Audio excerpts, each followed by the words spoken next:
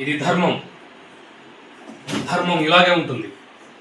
నిండు సభల రాజులు, మహారాజులు, మంత్రులు, సామంతులు, కురువృద్ధులు ఇంతమంది ముందు ఒక ఆడదాని బట్టలు ఉడదీస్తుంటే తప్పని చెప్పకుండా, చెప్పు తీసి కొట్టకుండా చూస్తూ కూర్చున్న ప్రతి ఒక్కరూ చావాల్సిందే, భీష్ముడితో సహా.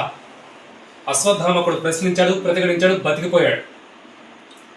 ఇదే ధర్మం. భూమి మీద బాధ్యత లేనుడికి ఈ భూమి మీద బతికే హక్కు లేదు. ఇదే ధర్మం. అయినా తప్పు నీవై పెట్టుకుని దేవుణ్ణి అంటావేంటయా? ఇంతమంది ఏడుపు ఎక్కడి నుంచి వచ్చిందో తెలుసా? నీ నుంచే. వాళ్ళు నీ మీద పెట్టుకున్న నమ్మకం నుంచి. నాయకుడు అంటే నమ్మించేవాడు కాదు, నడిపించేవాడు. గెలిచేవాడు కాదు, గెలిపించేవాడు. కానీ యుద్ధానికి వెళ్ళేటప్పుడు తెగింపకుంటే సరిపోదు. తెలివి ఉండాలి, తెలిసి ఉండాలి. ఇదిగో భగవద్గీత.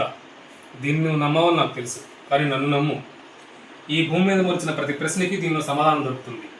నీలో మార్పు వస్తుంది, దారి కనిపిస్తుంది. తప్పు చెడ్డవాడిదో చేతకనివాడిదో కాదు మిత్రమా. చేయగలిగే సమర్థత ఉండి చేయలేని నీలాంటి వాళ్ళని. సమర్థులు నాకెందుకు ఇంట్లో కూర్చుంటే అసమర్థులే రాజ్యాలు వెళ్తారు. గుర్తుంచుకో. ఓకే.